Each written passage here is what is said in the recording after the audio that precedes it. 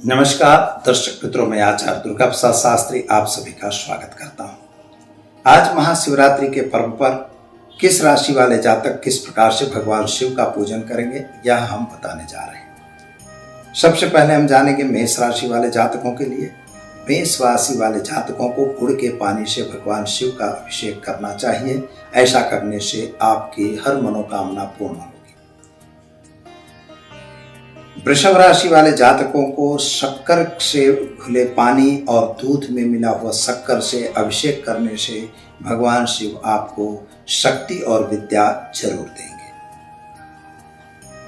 मिथुन राशि वाले जातकों को हरे पत्ते बिल्व पत्र के पानी से भगवान शिव का अभिषेक या तो फिर गन्ने के रस से भगवान शिव का अभिषेक करने से उनकी मनोकामनाएं पूर्ण होंगी। कर्क राशि वाले जातकों के लिए आपको दूध में मिश्रित शक्कर से अथवा दूध मिश्रित गुड़ से भगवान शिव का अभिषेक करना श्रेयकर रहेगा। सिंह राशि वाले जातकों के लिए सामान्य रूप से गन्ने के रस से और इसके अतिरिक्त आपको घृत से मिश्रित दूध के द्वारा अभिषेक से फायदा होगा। कन्या राशि वाले जातकों को गन्ने के रस से और घृत से अभिषेक करने से फायदा मिलेगा। तुला राशि वाले जातकों को दूध मिश्रित शक्कर से आपको फायदा मिलेगा, उससे भगवान शिव का अभिषेक करिए। वृश्चिक राशि वाले जातकों के लिए सामान्य रूप से गुड़ के पानी से या तो फिर मिश्री मिश्रित दूध से आपको अभिषेक करना योग्य होगा। धनु राशि वाले जातकों को केसर मिश्रित दूध से आप भगवान शिव का अभिषेक करेंगे, आपके लिए फायदेमंद रहेगा। मकर राशि वाले जातकों को दूध मिश्रित तिल से भगवान शिव को काले तिल से भगवान शिव का अभिषेक करने से आपको धन लाभ और अन्य लाभ प्राप्त होंगे। कुंभ राशि वाले जातकों के लिए भी काले तिल में दूध मिलाकर दूध मिश्रित करके और आप अगर अभिषेक करते हैं तो आपके लिए उत्तम रहेगा। मीन राशि वाले जातकों को केसर मिश्रित दूध से भगवान शिव का अभिषेक करना श्रेयकर रहेगा, आपकी सभी मनोकामनाएं पूर्ण होंगी। मित्रों, यह अभिषेक जो आप करेंगे या तो रुद्राष्टाध्यायी का पाठ करवाइए या आप खुद करिए। ऐसा नहीं कर सकते तो आप नमः शिवाय का पाठ करिए, नहीं कर सकते त्रयंबकम मंत्र का पाठ करिए, नहीं हो सकता शिव महिम्नम स्तोत्र का पाठ करिए।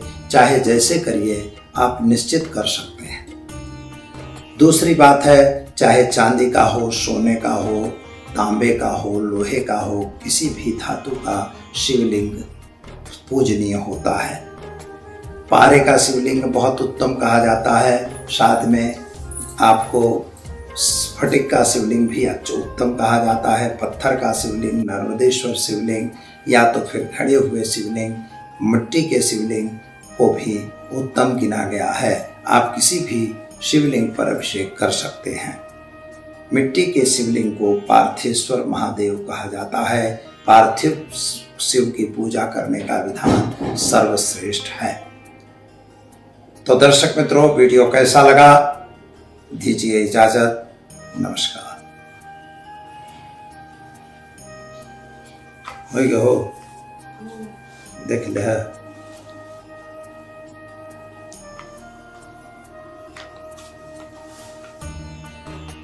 तारीख 28/2/2022 का रिकॉर्डिंग।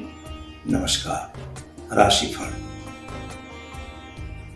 नमस्कार दर्शक मित्रों, मैं आचार्य दुर्गा प्रसाद शास्त्री आप सभी का स्वागत करता हूं आपके YouTube चैनल में। चैनल को आप सब्सक्राइब करिए, साथ में लाइक शेयर कमेंट जरूर करिए। चलिए हम जानते हैं कैसा रहेगा आज का राशिफल। पहले जानेंगे आज का पंचांग। आज सोमवार का दिन है। पहले भगवान शिव को वंदन करेंगे। नमो नमस्ते स्फटिक प्रभाय सुश्वेतहाराय सुमंगलाय सुपाशहस्ताय च शासनाय जलाधिनाथाय नमो नमस्ते। नमस्ते रुद्रमन्योतो देखवे, नमस्ते बाहुभ्यामुदते नमो नमः। नमस्ते जातुशितनुघुरा पापकासिनी तया नस्तन्वा सचाकभिः।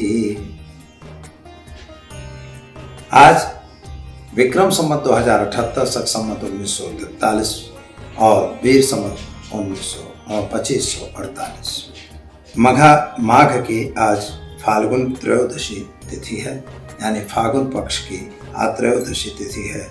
श्रवण नक्षत्र है, योग वरियान है और मकर राशि में चंद्रमा का भ्रमण है। जो जातक आज जन्मेंगे उनके नाम राशि ख और ज अक्षरों पे नाम रहेगा, यानी मकर राशि में नाम रहेगा। सोमवार के दिन आज प्रदोष व्रत करना है, यानी सोम प्रदोष का व्रत आज ही लोगों को करना चाहिए। चलिए दर्शक मित्रों, जानते हैं राशियों का हाल। मेष राशि की बात करते हैं तो मेष राशि वाले जातकों को अपनी इच्छित फल को प्राप्त करने के लिए थोड़ी मेहनत करनी पड़ेगी। आप नौकरी वगैरह में सफलता तो पा सकते हैं, लेकिन जिनके साथ व्यवहार बने हुए थे उनमें थोड़ी तकलीफ आती हुई दिखाई देती है। संतान वगैरह की चिंताओं में राहत मिलेगी। चलिए अब हम जानते हैं वृषभ राशि। वृषभ राशि वाले जातकों के लिए सामान्य रूप से समय बढ़िया है। कुछ जल्दबाजी में लिया गया निर्णय नुकसानदेह हो सकता है। कोर्ट कचहरी में आपको सफलता मिलेगी। जमीन मकान का प्रश्न सॉल्व होगा। चलिए अब जानते हैं मिथुन राशि का छठा अक्षरों से जिनका नाम प्रारंभ होता है उनके लिए आपके लिए सामान्य रूप से हतोत्साह होने की जरूरत नहीं है। कभी कभी कुछ काम बिगड़ते हैं तो बिगड़े काम दोबारा बन भी सकते हैं, अतः आप अपने कार्य में ध्यान दीजिए। पति पत्नी का संबंध थोड़ा बिगड़ सकता है, लेकिन घरेलू वातावरण थोड़ा जो तंग है वह सही हो जाएगा। आर्थिक रूप से समय बढ़िया है। चलिए अब जानते हैं कर्क राशि। कर्क राशि वाले जातकों के लिए सामान्य रूप से समय बढ़िया है।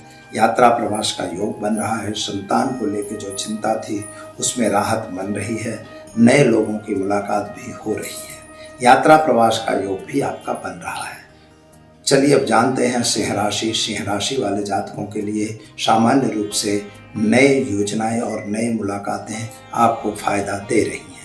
जल्दबाजी आपको भी करने की जरूरत नहीं है। कहीं भी गलत इन्वेस्टमेंट आपको नुकसान दे सकता है। पुराने इन्वेस्टमेंट भी नुकसान होगा। चलिए अब जानते हैं कन्या राशि। कन्या राशि वाले जातकों को शादी संबंधी की बातों में सफलता मिलेगी। घरेलू वातावरण में राहत मिलेगी।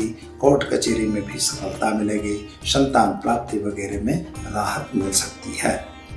चलिए अब जानते हैं तुला राशि। तुला राशि वाले जातकों के लिए सामान्य रूप से समय बढ़िया और उत्तम दिखाई दे रहा है। कुछ नया कार्य भी जुड़ रहा है। कुछ नए व्यक्तियों की मुलाकात भी हो रही है। सरकार से कुछ काम बाकी था, वह पेमेंट भी मिल सकता है और आपको काम भी मिल सकता है, लेकिन किसी की कहे सुने में दौड़ने की आवश्यकता नहीं है।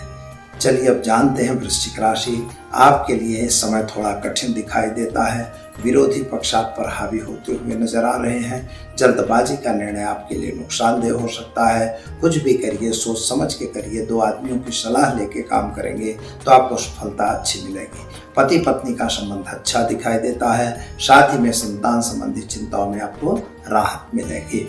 चलिए अब हम जानते हैं धन राशि। भड़ा फदा अक्षरों से जिनका नाम प्रारंभ होता है उनके लिए आपके ग्रहों की स्थिति उत्तम है। कामकाज भी ठीक दिखाई देता है। जल्दबाजी कभी भी नहीं करना है। खास तौर पर लेन देन से दूर रहने की जरूरत है। संतान प्राप्ति का योग दिख रहा है। चलिए अब हम जानते हैं मकर राशि। खजा अक्षरों से जिनका नाम प्रारंभ होता है उनके लिए आपको थोड़ा चिंता वाला दिन दिखाई देता है। आप चिंतातुर दिखाई दे रहे हैं। कुछ काम आपके बिगड़ते हुए नजर आ रहे हैं। किन्हीं व्यक्तियों से आपने संबंध किया था, वह संबंध बिगड़ता हुआ नजर आ रहा है। आपको अपने संतान के लिए थोड़ी चिंता हो, ऐसा योग बनता दिखाई देता है। क्या करेंगे? तो आज आपको जल्दबाजी से कोई निर्णय नहीं लेना है। चलिए अब हम जानते हैं कुंभ राशि। कुंभ राशि वाले जातकों के लिए सामान्य रूप से समय बढ़िया है। उत्तमता की तरफ जा रहा है। जमीन मकान के कुछ प्रश्नों का सॉल्यूशन आ चुका है। विदेश गमन वगैरह जाने के कार्यों में आपको सफलता मिलेगी। यात्रा प्रवास का योग भी आपका बन रहा है। और जानते हैं कि आप कुछ नया कार्य करने जा रहे हैं। चलिए अब हम जानते हैं मीन राशि। दशा अक्षरों से जिनका नाम प्रारंभ होता है उनके लिए आपके ग्रहों की स्थिति तो उत्तम है। कामकाज भी उत्तम दिखाई देता है। जल्दबाजी का निर्णय कभी भी नहीं किया जाता। खास तौर पर कुछ ऐसे कार्य हैं जिनमें आपका नाम इन्वॉल्व हो सकता है। गलत कामों से आपको दूर रहने की जरूरत है। और ख़ास तौर पर आपको संतान को संबंधित चिंताओं में आपको राहत मिलती दिखाई देगी। चलिए क्या करना होगा, तो आज गाय को घास खिलाइए, दिन की शुरुआत करिए, अच्छा दिन जाएगा। चलिए दर्शक मित्रों, ये तो रही 12 राशियों का राशिफल। अब हम जान लेते हैं आज की टिप विशेष। कुछ कमेंट और कुछ प्रश्न हमारे पास आए हुए हैं, लोगों ने जो पूछा है उसके तरह से, कि जैसे मंगल दोष अगर कुंडली में है तो क्या शादी करनी चाहिए। तो मित्रों एक बात याद रखिए कि मंगल जो है 1, 4, 7, 8 और 12 भाव में अगर होता है तो वह मंगली कहा जाता है।